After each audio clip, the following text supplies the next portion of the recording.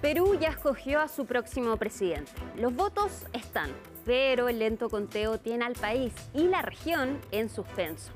Ya el sondeo a boca de urna adelantó el domingo una ajustada diferencia entre la conservadora Keiko Fujimori y el izquierdista Roberto Sánchez. Con más del 90% de las actas electorales ya contabilizadas, menos de un punto separan a ambos candidatos. Ya con esta información y a pesar de que aún desconocemos al ganador, podemos concluir que cualquiera que sea elegido presidente del Perú no tendrá la legitimidad que le hubiese entregado una victoria avasalladora. En primera vuelta, ninguno de los candidatos logró el 20% de los votos y ahora, en esta segunda vuelta, tampoco se logró construir una gran coalición. Tanto Sánchez como Fujimori rondan el 50%. Un escenario bastante similar al de 2021, cuando Fujimori perdió frente a Pedro Castillo con una distancia de 44.000 votos. Al igual que en otros países de la región, Perú está polarizado, pero también hay otros ingredientes que hacen que este caso sea especial. La división política en el país sigue apuntando al antifujimorismo versus el fujimorismo. La primogénita del expresidente condenado por crímenes de lesa humanidad ha pasado ya 4 veces a segunda vuelta. A esto hay que sumar la división regional, la capital enfrentada a las regiones. Sánchez vuelve a arrasar en el sur del país como lo hizo Castillo, el expresidente condenado por un fallido autogolpe. Por último, el desfile de presidentes en la última década también desgastó a la ciudadanía. Por estas razones, Perú tiene nuestra atención, pero no podemos dejar de lado lo que pasa en Medio Oriente. 102 días han pasado desde que Estados Unidos e Israel comenzaron una guerra en contra de Irán. Ambas partes llevan más de 2 meses en un frágil alto el fuego para lograr un acuerdo. 38 veces Donald Trump ha dicho que un pacto está a la vuelta de la esquina, pero ayer se registraron nuevos ataques entre Washington y Teherán. Hoy, Donald Trump dijo que Irán se ha tardado demasiado en negociar y que pagará el precio por eso. No sabemos si esta amenaza es una bravuconada para cerrar un pacto definitivo o si el presidente de los Estados Unidos está considerando seriamente emprender nuevas acciones en contra del régimen persa. Lo claro es que más de 100 días han pasado y esta guerra no termina. Aquí comienza Conexión Global Prime.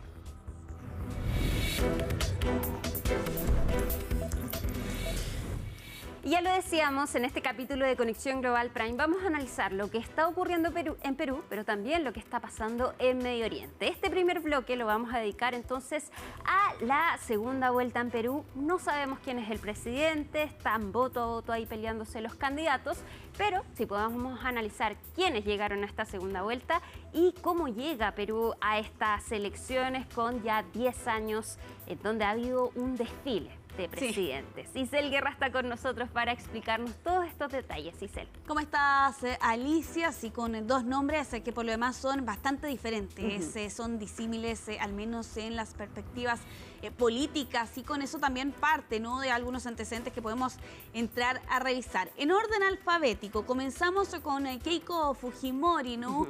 Esta figura del fujimorismo que se ve enfrentado a unas cuartas elecciones, 51 años, la lideresa de Fuerza Popular, hija mayor del expresidente Alberto Fujimori, con Susana Higuchi, quien murió en 2021. Alberto Fujimori murió en septiembre del 2024. Ella es la mayor, estudió administración de empresas, hizo un máster también en Estados Unidos. Y claro, como dato anecdótico, podríamos señalar que ella fue primera dama de Perú, sin ir más lejos, en 1994, ante la separación de sus padres, cuando además su madre había denunciado algunos hechos dentro de la administración de Fujimori. Finalmente su padre determina que ella tiene que adoptar finalmente ese cargo de primera dama de la nación.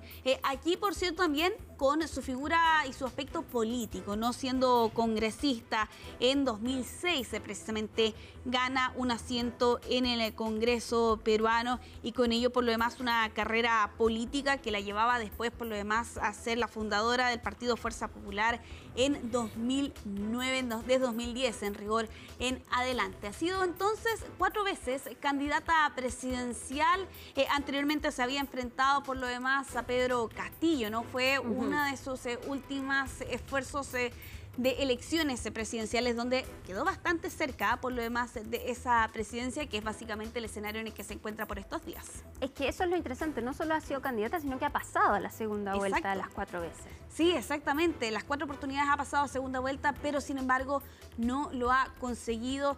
Y claro, allí con un debate que se puede abrir, incluso varias preguntas, hasta qué punto la figura de Alberto Fujimori pesa o por el contrario le beneficia, ¿no?, en este tipo de procesos eleccionarios. Vamos a revisar algunas de sus premisas de campaña que ha lanzado durante estos meses, con el foco puesto sin duda en la seguridad, combatir la corrupción es uno de ellos también, y aquí con algunos aspectos. En la seguridad, por ejemplo, la construcción de megacárceles, algo que hemos escuchado por lo demás de otras figuras en la región sin ir más lejos. En el caso de la economía, hablando de un orden fiscal, también apuntando a la inversión privada. En salud, se ha apuntado aquí a la Red Nacional de Telemedicina, atención gratuita también infantil en los primeros 1000 días de vida. Y en la educación, en la formación cívica, también se habla, por cierto, de un refuerzo técnico digital con énfasis en la familia y también en los valores cívicos patrióticos, como ha planteado por lo demás también la propia candidata. Eso por el lado de Fujimori. Vamos a revisar el perfil de Roberto Sánchez, el candidato de Juntos por el Perú, que es parte, ¿no?, de la opción de la izquierda para enfrentar estas elecciones. Con 57 años, ¿no?, este psicólogo de formación, también asistente en recursos humanos, que por lo demás ha sido congresista desde el 2021 en adelante, con una carrera política, sin ir más lejos, como diputado electo, ¿no?, durante este periodo, pero también con experiencia en gestión pública administrativa. Es parte, por lo demás, de la figura de Sánchez, que es el presidente de Juntos por el Perú desde el 2017. Y aquí entramos en un terreno, Alicia, que está relacionado con la anterior administración, porque de hecho fue ministro de Comercio Exterior y Turismo durante el gobierno de Castillo. Y aquí, por lo demás, siendo considerado su heredero político, incluso ha planteado la posibilidad, y lo ha señalado durante esta campaña, esta contienda electoral, de indultar a Castillo, quien, recordemos, sale del poder hace algunos años atrás bajo la acusación de un intento de golpe de Estado. Como dato dentro de esta contienda electoral, bueno, precisamente Roberto Sánchez enfrentó un diagnóstico de peritonitis en medio de una campaña que estaba llevando a cabo en febrero de este año, en un acto de campaña en el sur que estaba realizando, y claro, eso lo llevó incluso a tener que ser hospitalizado por algunos días debido a esta situación. Es interesante porque en las encuestas de la primera vuelta, Pedro Castillo no aparecía entre los primeros nombres. Exacto. Y cuando avanza el conteo empieza a subir y pasa a segunda vuelta. Claro, una cantidad gigantesca de, por lo demás, nombres que han pasado durante esta campaña electoral y estas elecciones finalmente para definirse voto a voto, como lo fue la primera vuelta, la figura entre Sánchez y Fujimori. Vamos a revisar algunas de las promesas y de las propuestas que ha planteado aquí Sánchez durante esta contienda. En la seguridad habla de una reforma estructural policial y también, así como combate a redes criminales. En la economía, pasar de una economía de materias primas a una más industrial y productiva. En el caso, por ejemplo, de la Constitución y el Estado, apunta a una nueva Constitución, un Estado plurinacional y también en mayor poder para las regiones. Y en la educación, aumentar la inversión pública, mejorar las escuelas rurales y elevar la finalización de la educación más bien secundaria. Todo esto como parte de algunas propuestas que ha planteado aquí Roberto Sánchez entonces durante esta campaña. Y respecto de medio ambiente, bueno, apuntando por lo demás a energías renovables, también la protección de la Amazonía, así como su adaptación en medio de esta contienda donde vemos a Roberto Sánchez y a Keiko Fujimori enfrentándose voto a voto por estos días. Y llama la atención también que a él le fue muy bien en las regiones. Exactamente, en la zona rural, al sur de Perú particularmente, que es donde está concentrado por lo demás el voto que suele respaldar a la izquierda. No así en Lima, que es más bien de una tendencia más conservadora, y Keiko Fujimori muy bien lo sabe, sobre todo en estas elecciones. Tal cual.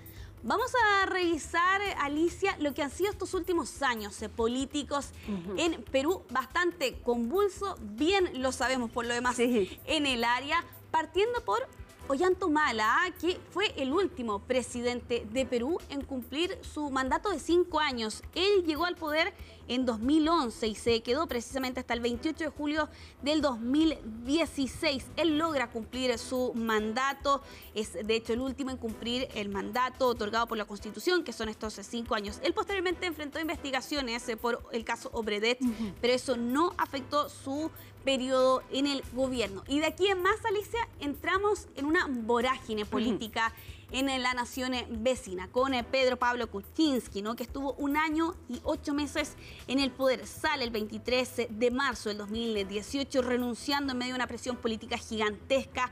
Había renunciado antes de finalmente intentar ser vacado por el Congreso en medio de un caso de corrupción, y ya en ese periodo estaba enfrentando un segundo proceso de vacancia en medio de una acusación por estos denominados Kenji videos, ¿no?, bajo la premisa de compra de votos en el Congreso. Ese es el escándalo mayor que finalmente termina con la salida de PPK, como se le conoce también a Pedro Pablo Kuczynski, que cumple 1 año y 8 meses en el poder. Que le ganó a Keiko Fujimori en la segunda vuelta. Exactamente.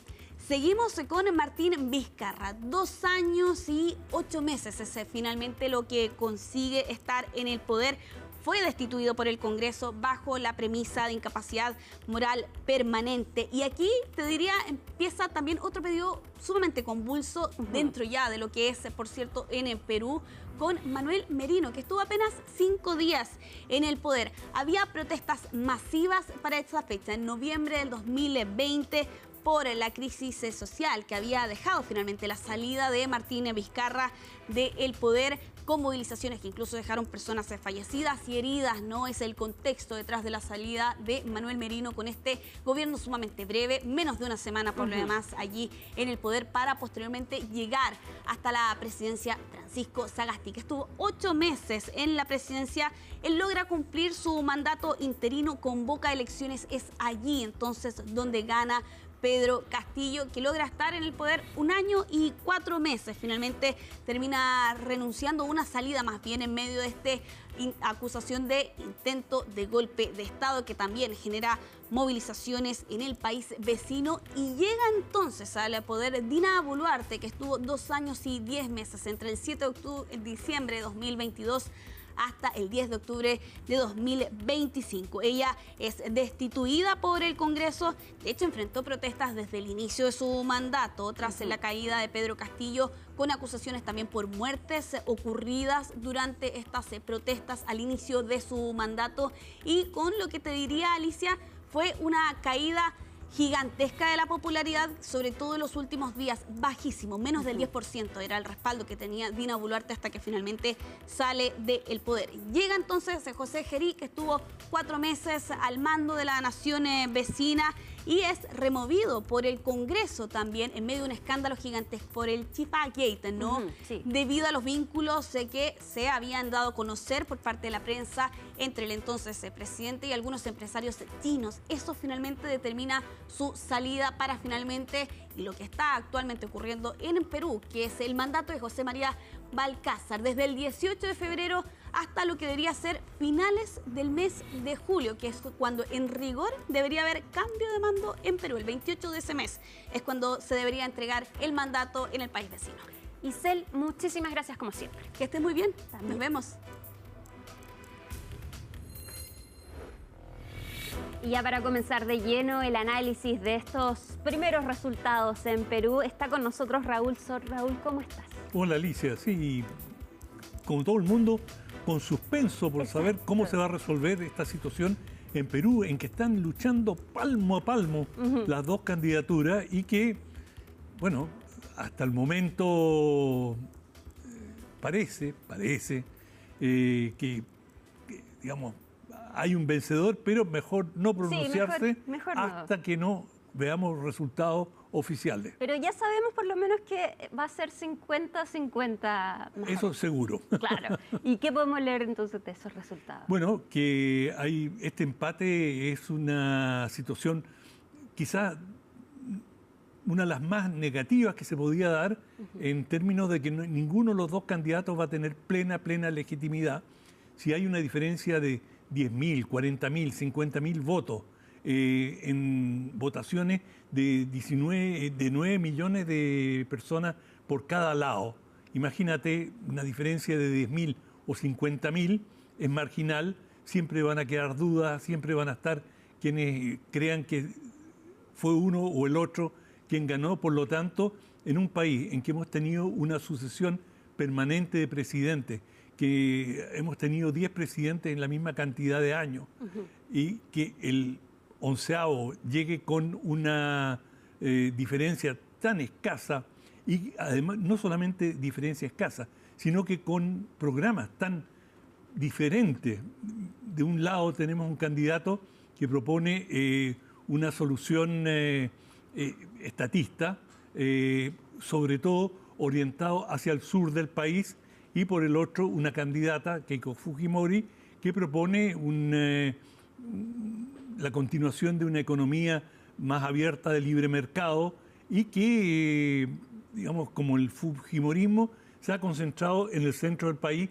Si uno ve los resultados en Lima, son abrumadores, es decir, Keiko Fujimori gana, pero con facilidad, y se da un fenómeno casi similar al que vemos en Santiago, que en ciertos barrios, 3 comunas especialmente, la derecha arrasa, pero arrasa. Bueno, en Lima se observa lo mismo. En la mayoría de los barrios gana Keiko Fujimori, pero en los barrios más pobres, por ejemplo, Lurigancho, ahí vemos que la pelea es más pareja. De manera que la radiografía que obtenemos del Perú es un Perú profundamente fragmentado, con algo muy sui generis de Perú, una economía relativamente buena, sólida. Es decir, Perú ha estado creciendo del orden del 4% anual en la última década, lo que es un excelente crecimiento, pero como se solía decir en Chile, la economía está bien, el pueblo está mal, porque vemos un país en que un porcentaje muy alto, algunos señalan que hasta el 70% de los peruanos, de los trabajadores peruanos, están en la informalidad, tienen un acceso muy mermado a la salud, a la educación, y por lo tanto, y además de la fractura geográfica entre el sur y el centro del país. De manera que esto auspicia un tiempo difícil, que es la continuación de los tiempos que ha estado viviendo Perú, con esta paradoja de una economía bastante boyante frente a una situación social muy compleja. Ahora, Raúl, es imposible no ver las semejanzas de lo que ocurrió en 2021. Keiko Fujimori también pierde frente a Pedro Castillo. Pedro Castillo, que actualmente está detenido, está preso, claro. Preso, está condenado, de hecho, por un intento de autogolpe de Estado. Y las cifras también fueron bastante similares. ¿Qué hace distinto este escenario ahora en 2026? Bueno, es un sistema bastante poco representativo en realidad. Si tú piensas que, digamos, ese es el problema con la segunda vuelta. Porque los dos candidatos en su conjunto no lograron el 30% de los votos.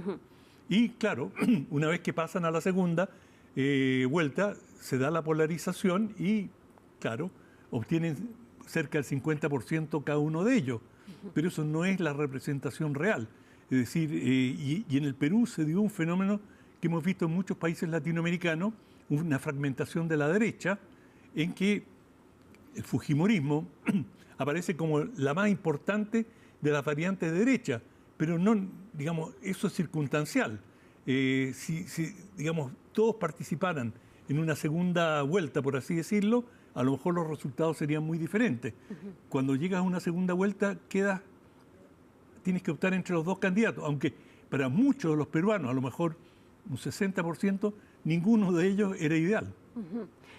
También llama la atención que ambos candidatos tienen reivindicaciones de pasados golpistas. Lo pregunto porque Roberto Sánchez dice que va a indultar a Pedro Castillo.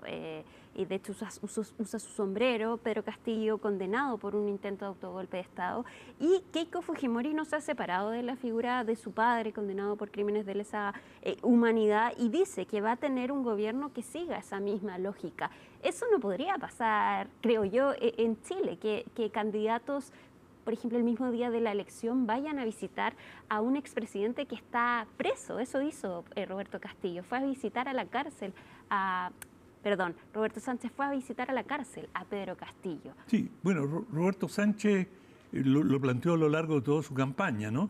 Que, digamos, y nunca ocultó su solidaridad. Y bueno, hay muchos que piensan que Castillo, su condición, que es un perseguido político. Que lo sacaron del poder. Exacto, y que fue un golpe de Estado.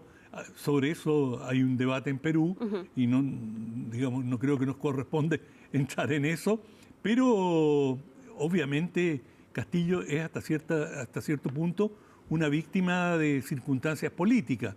Es decir, él cuando interrumpe el proceso y, digamos, lo que se ha denominado un autogolpe, él lo hace anticipando lo que él consideraba que era un inminente golpe de Estado en su contra. Y uno puede debatir sobre esto, pero el hecho que lo haya visitado no creo que vino a reforzar que él era la continuidad de un planteamiento, de un ideario político. Y en eso no veo mayores problemas.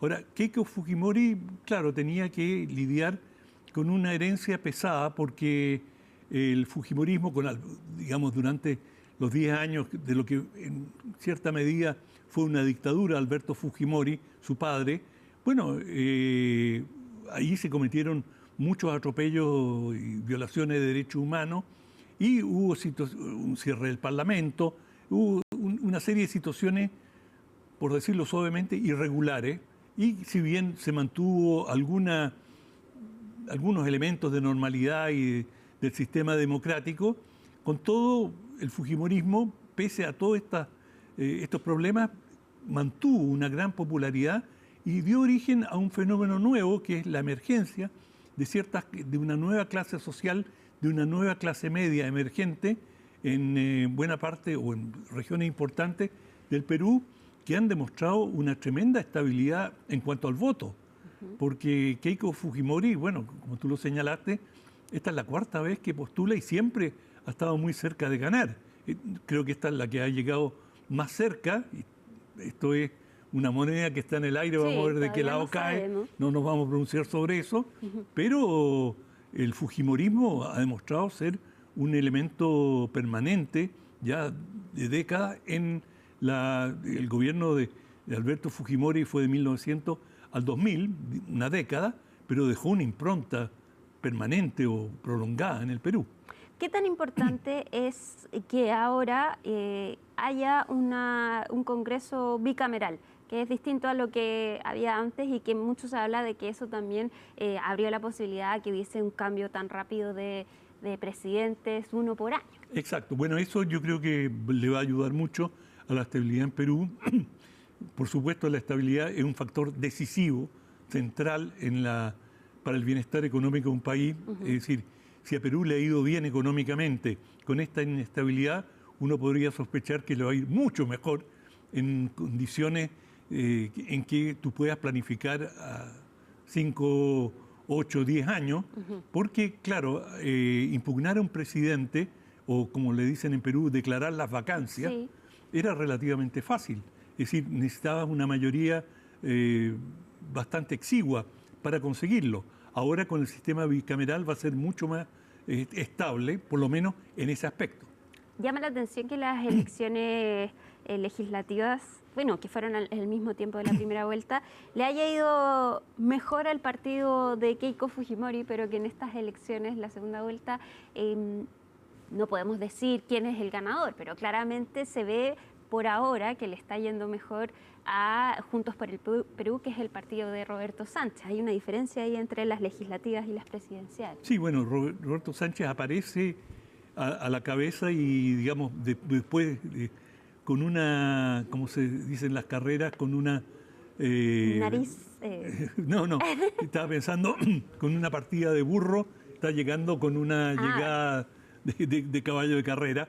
Es decir, partió 2, 3 puntos debajo de Keiko Fujimori, y a medida que fueron llegando los resultados del sur del país, se fueron empatando los resultados y hasta donde sabemos ahora, todavía está él a la cabeza por un margen, pero mínimo, Mínimo, absolutamente mínimo, pero aún adelante y bueno, se están esperando todavía terminar el conteo de votos de peruanos en el exterior, pero si las cosas siguieran el rumbo hasta este momento, bueno, me parece que ya se sabe quién es el ganador. ¿Sería más difícil para Pedro Castillo lidiar con el Congreso que para Keiko Fujimori? Sí, eso sin En duda. cuanto a mayorías. Sí, de eso no hay duda, pero él tiene la posibilidad de hacer alianzas políticas como ha sido en el pasado. Bueno, hay que ver qué pasa entonces. Se dice que esto puede tomar incluso semanas. Bueno, hay gente que dice que esto llega hasta julio, tranquilo. Hasta julio, el 15 de julio, de hecho, es la fecha límite. Y hay que ver también si es que reconocen los que digámoslo, es muy tóxico para cualquier país. Cuando esto ocurrió en Estados Unidos, todo el mundo dijo el colmo, en fin, pero así son las reglas del juego. Uno agradece en estas situaciones la gran labor del CERVEL. No es, sin duda, el CERVEL hace un gran trabajo, pero el OMPE, en el organismo electoral en Perú, no es el responsable del atraso. Es una situación, primero, en Chile no hemos tenido una llegada pero tan ajustada, y eso es lo que complica siempre las cosas. Raúl, muchas gracias por este análisis, como siempre. Encantado.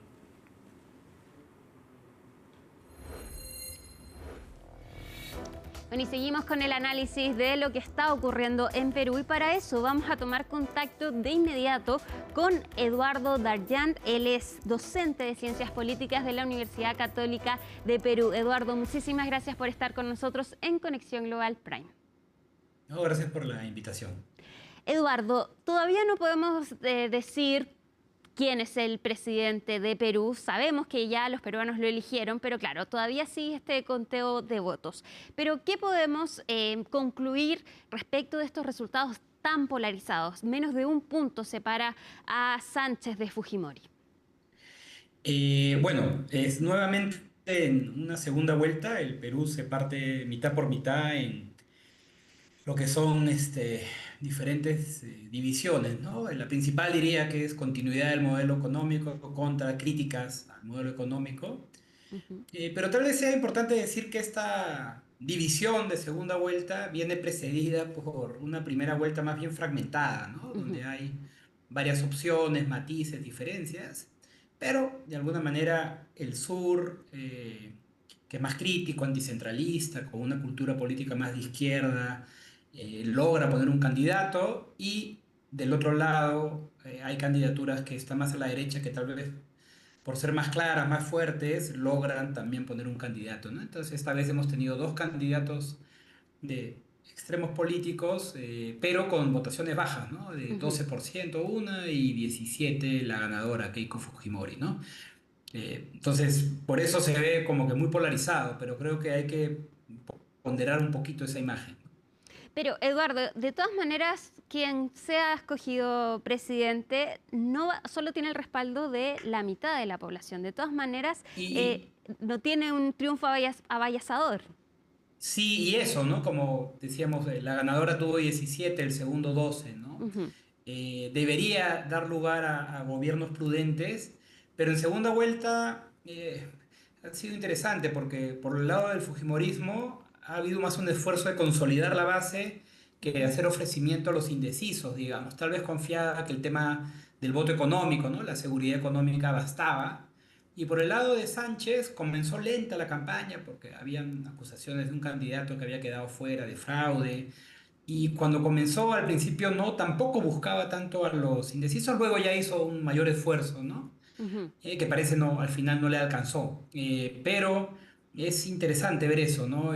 Son posiciones que efectivamente en primera vuelta eran de un voto menor y que deberían tener eso en cuenta al momento de entrar a gobernar, ¿no? Porque van a encontrar un país, como ya conocen, con inestabilidad, donde rápidamente los presidentes se desgastan y donde cada uno viene con un fuerte ¿no? Antifujimorismo por un lado, antiizquierdismo por el otro.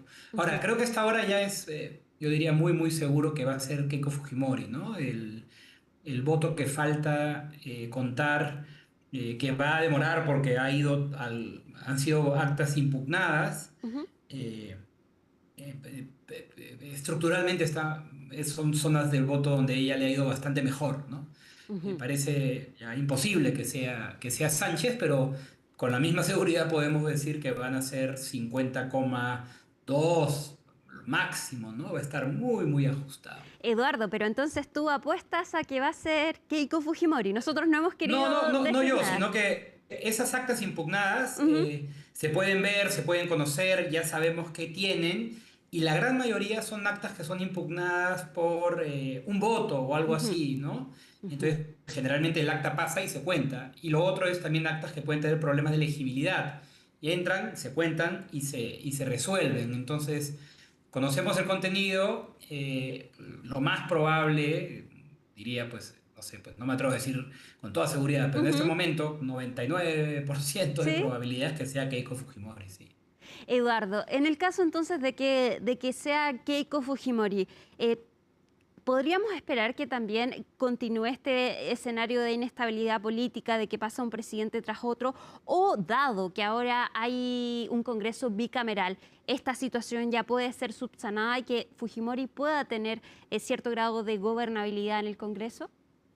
Más que bicameral, ella ya tiene un control de ambas cámaras, tiene Ujú, un control, no control, pero una buena mayoría, buenos grupos en ambas cámaras que le permiten vetar con sola ujú. la posibilidad de los votos de vacancia presidencial, que como sabemos es una figura que no estaba pensada para eso en la Constitución, pero ya se convirtió en que si tenían los votos, vacabas presidentes, ¿no? Por eso Ujú, hemos tenido 10 presidentes en 10 años. ujú, Pero entonces ella puede bloquear ya eso. ujú, Obviamente, siempre ese uso de la figura yo creo que es peligroso, porque cualquier crisis se resuelve vacando presidentes, que creo que es un mensaje muy malo.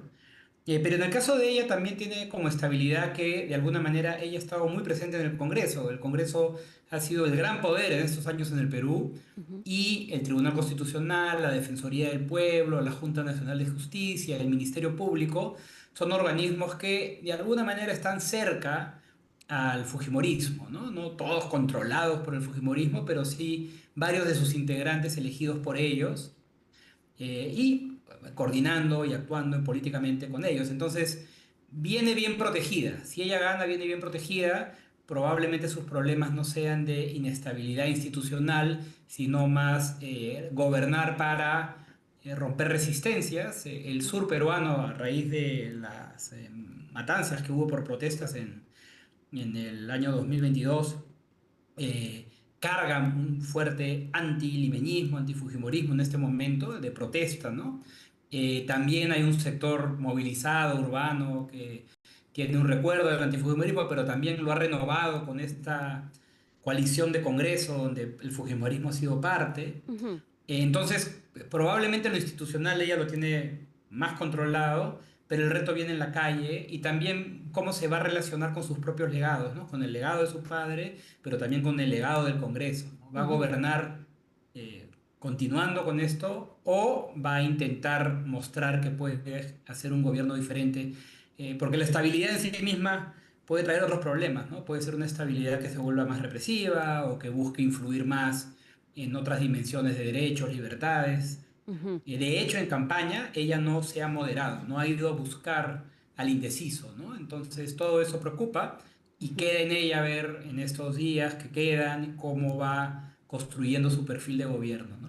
Es que, Eduardo, eso llamó mucho la atención del discurso de Keiko Fujimori. Dado que el antifujimorismo es algo tan importante en el país, ¿cómo es posible que ella siguiera defendiendo el legado de su padre, que no hubiese una intención de separarse de la figura de su padre? De hecho, ella decía que iba a gobernar en una lógica similar a la de Alberto Fujimori. ¿Por qué ella Por, no moderó ese discurso? Por varias razones. Primero, que los tiempos en Perú y en América Latina son más propicios para un discurso de orden, ¿no? Yo creo que, a pesar de que estamos, que hemos dicho, un país partido con un voto crítico de izquierda, anticentralista fuerte, también hemos visto un país con mucha inseguridad, con problemas con el crimen, con demandas de orden, y de alguna manera ella hizo ese discurso, sacó 17% en segunda vuelta, 17% además que en el Perú. El fujimorismo es el grupo más organizado, con mayor organicidad partidaria, con más simpatizantes en muchas regiones, no mucho, es poquito, son partidos débiles si los comparamos con partidos de otros lugares, pero suficiente. Y esa memoria de Alberto Fujimori le juega con su base, ¿no? Y en segunda vuelta creo que ella encarna esa mitad del país que vota más con menor entusiasmo o con más entusiasmo por mantener el orden económico, una sociedad más informal, popular, donde el fujimorismo ha tenido buena llegada, termina conquistando a la mitad, ¿no? A mí se me pareció muy extraño que no intentara cierta moderación que para sus críticos puede ser difícil de creer, pero creo que había un bolsón de votos esperando escuchar algo en ese sentido. Apostó, me parece, por asegurar su base, porque en el Perú el voto es obligatorio, pero al haberse reducido las multas y ser una sociedad profundamente informal, es cada vez menos costoso no ir a votar, ¿no?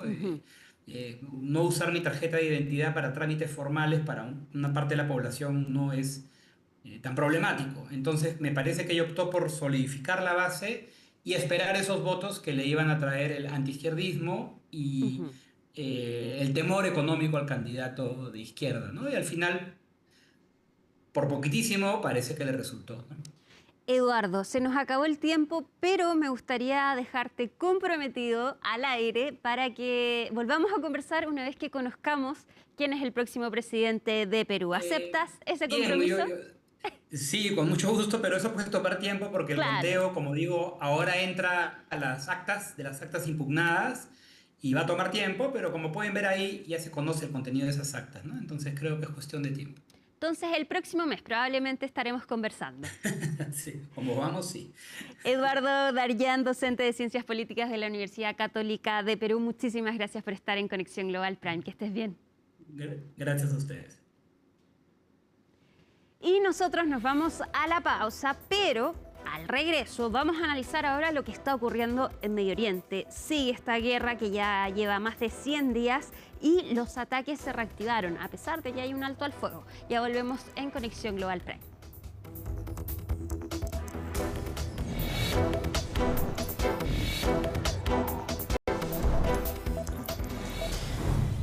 Estamos de regreso en Conexión Global Prime y en este segundo bloque vamos a analizar lo que está ocurriendo en Medio Oriente. Ayer se reactivaron los ataques entre Estados Unidos e Irán, a pesar de que estamos en medio de un alto al fuego y que según Donald Trump el acuerdo estaba a la vuelta de la esquina. ¿Qué ha pasado en estas últimas horas? Laura Soto nos explica.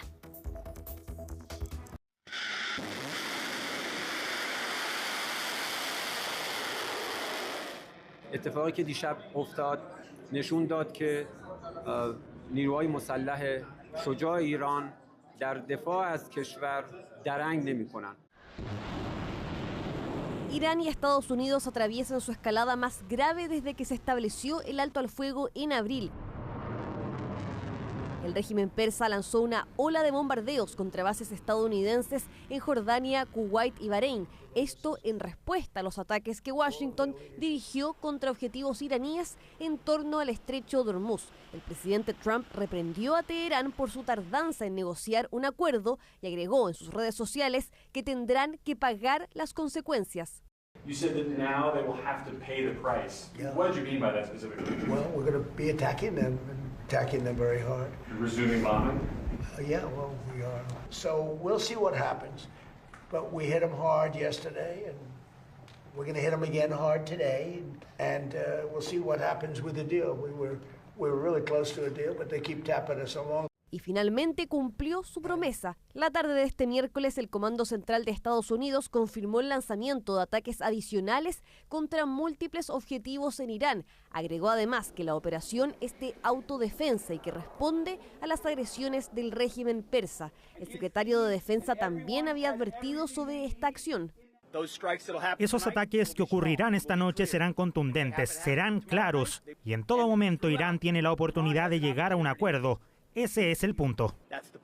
Esta reciente escalada en el conflicto comenzó con el derribo de un helicóptero del ejército estadounidense, acción por la que Trump culpó a Irán. Fue a raíz de ese hecho que Washington decidió lanzar sus primeros ataques el martes. Lamentablemente, Estados Unidos está socavando este proceso diplomático, tanto con mensajes contradictorios como con sus posiciones y exigencias en constante cambio. Y lo que es más grave, con repetidas violaciones del alto al fuego. No se trata solo de Estados Unidos. El régimen sionista, mediante sus repetidas violaciones del alto al fuego en el Líbano, también está perjudicando este proceso.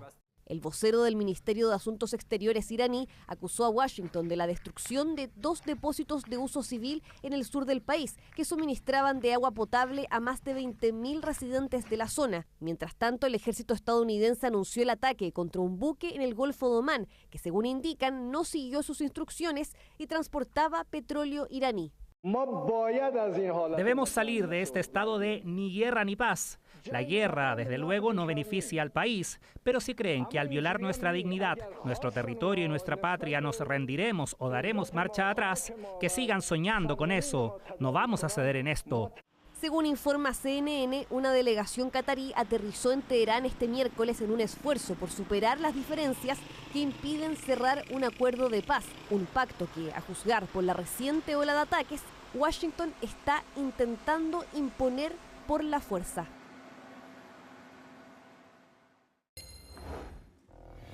Y para comenzar con el análisis de lo que ha pasado en estos 100 días de guerra y en qué pie estamos entonces en este conflicto en Medio Oriente, tomamos contacto de inmediato con Jorge Araneda. Él es doctor en Relaciones Internacionales de Medio Oriente y director ejecutivo de Intérprete Digital.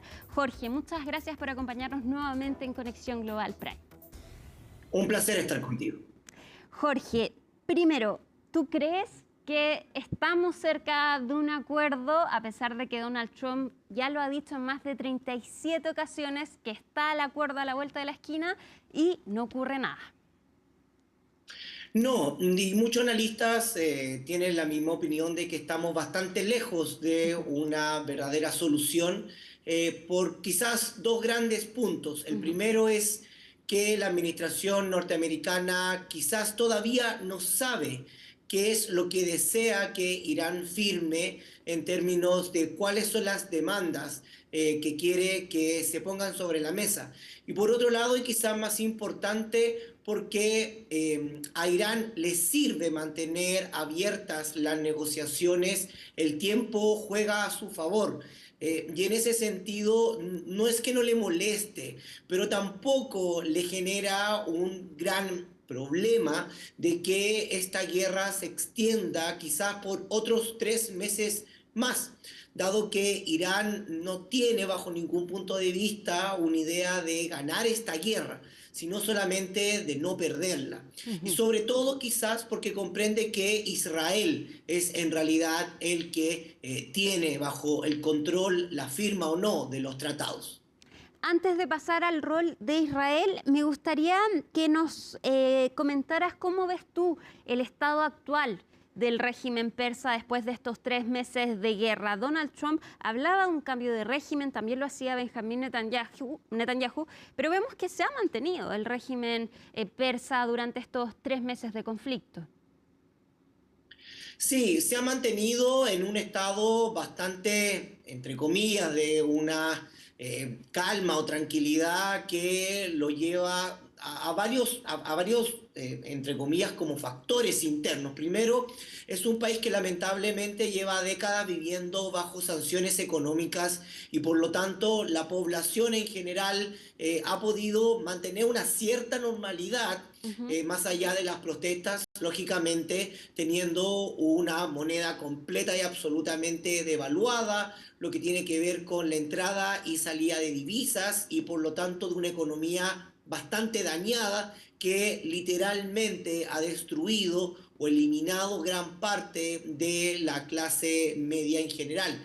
Por otra parte, están bajo, desde incluso antes de lo que tiene que ver con la guerra, bajo un bloqueo de Internet. No existe entrada y salida de Internet de forma bastante simple, por lo tanto también han podido aprender a vivir dentro de este bloqueo.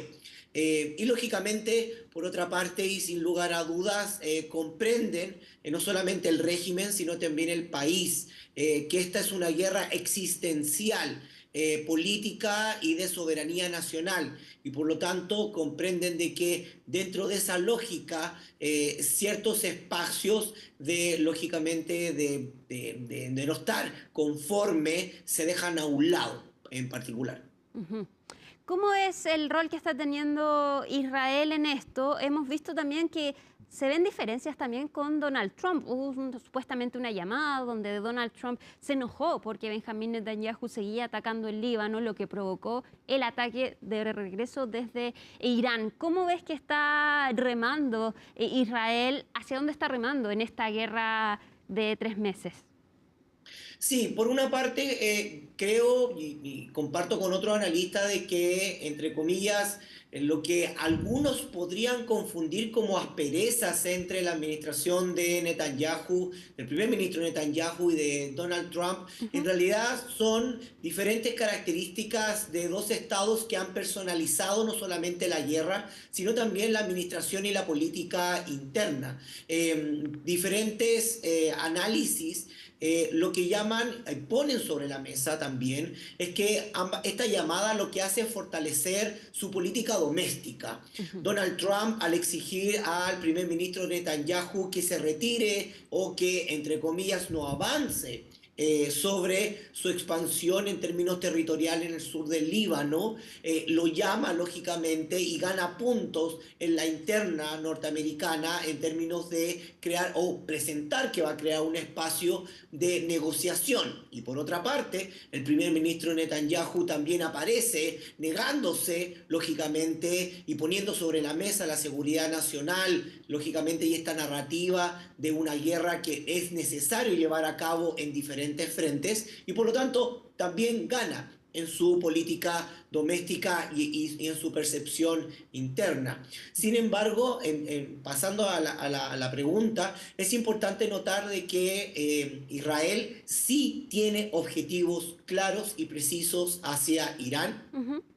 Uno es particularmente descabezar la mayoría del régimen en lo más posible, ya sea desde el régimen o de la administración de los ayatolás, pasando lógicamente por la Guardia Revolucionaria, y también crear las condiciones para un Estado fallido, un Estado lógicamente que no pueda proveer ninguno de los servicios básicos a su población. Le gustaría a Israel ver a Irán mucho más cercano a la situación económica, política y social que tiene Siria o que tiene el Líbano en particular, dado de que de esa forma lógicamente puede intervenirlo de una forma mucho más fácil en general. O sea, por una parte tenemos a Irán, que decimos que el tiempo juega a su favor, que para ellos ganar es no perder. Tenemos a Israel, que políticamente, internamente, a Netanyahu le conviene mantener este conflicto. ¿Y en qué parada entonces está Estados Unidos, que vemos que quería terminar esta guerra en 2 semanas, ya vamos para los 4 meses y todavía no acaba? ¿Cómo está parado actualmente Donald Trump frente a este conflicto? Bueno, Donald Trump está en una situación bastante delicada por varios frentes. El primero es el frente interno, no solamente por las elecciones, lógicamente, sino por la percepción interna.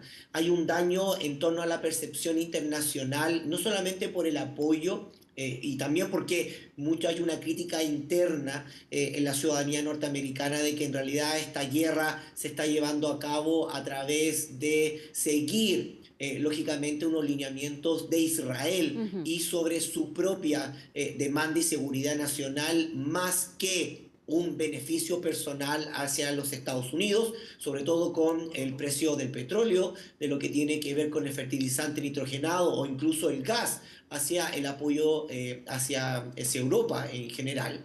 Por lo tanto, Donald Trump tiene una interna bastante complicada sobre este aspecto. Por otra parte, las encuestas también han generado un daño. No hay país en Medio Oriente que lógicamente tenga algún tipo de apoyo real o de percepción positiva hacia el gobierno norteamericano, hacia el Estado norteamericano en particular, más allá de la administración Donald Trump.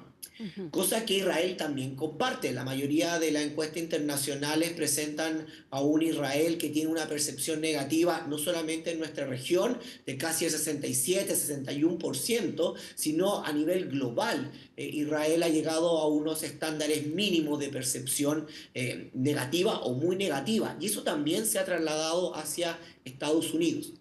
Y por otra parte, quizás como se llama más importante, lo que tiene que ver con la reconfiguración de Medio Oriente. Estados Unidos entró en este conflicto, como tú bien lo decías, pensando que en 2 semanas iba a poder salir, y se enfrenta hoy en día a presiones diplomáticas de todo el Golfo y también de otros países en la región, desde Turquía, lo que tiene que ver con Qatar, Emiratos Árabes Unidos, Irak y particularmente Egipto, que ven una inflación, pero también un crecimiento de una crisis económica que no pueden detener, y que parece que Estados Unidos no va a intentar de ninguna forma ayudarlos.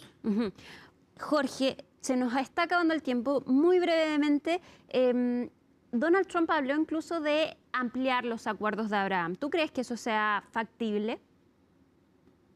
No, bajo ningún aspecto. La normalización con el Estado de Israel ya es un hecho. El problema no es la normalización, el problema es qué tipo de normalización, en términos de si van a ser pares los países del Golfo, o en realidad cada vez que necesiten algo de Estados Unidos tengan que pasar o no por el beneplácito de la administración actual o futuro de Israel. Esa pregunta es la pregunta clave que la mayoría de los países del Golfo se están haciendo, y por lo tanto también evaluando si tiene costos positivos o no frente a esta guerra, y en el futuro mantener una alianza tan cercana a Estados Unidos. Jorge Araneda, doctor en Relaciones Internacionales de Medio Oriente, muchísimas gracias por este análisis y esperamos tenerte de nuevo prontamente en Conexión Global Prime. Que estés muy bien, buenas noches. Muchas gracias por tu tiempo, invitación. Bueno, y nosotros llegamos al final de Conexión Global Prime con un ojo puesto en Perú y otro en Medio Oriente. Por supuesto, sigan la compañía de CNN Chile. Que estén muy bien, buenas noches, chao.